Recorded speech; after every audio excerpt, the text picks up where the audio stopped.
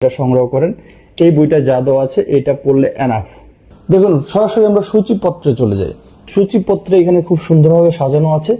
প্রথমে এই 16টা জিনিস খুবই গুরুত্বপূর্ণ আমার যেটা দেখে মনে হচ্ছে।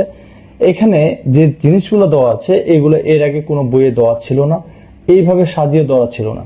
যেমন কংক্রিটের পরীক্ষাগুলো, সিমেন্টের বিভিন্ন পরীক্ষাগুলো, রডের পরীক্ষাগুলোর তালিকা, পানির পরীক্ষার তালিকা, এরকম সবগুলা জিনিস এখানে খুব সুন্দর করে সাজানো আছে। আপনি যদি খেয়াল করেন বিভিন্ন চাকরি পরীক্ষায় এই যে এখানকার 8 থেকে 20তম পেজ আছে, এই 20 থেকে যে কোনো চাকরি পরীক্ষায় আপনি কমপক্ষে 3টা থেকে 4টা প্রশ্ন কমন পাবেন। 3টা থেকে 4টা প্রশ্ন 100% কমন পাবেন। এটা আমি আমার অভিজ্ঞতা থেকে বলছি।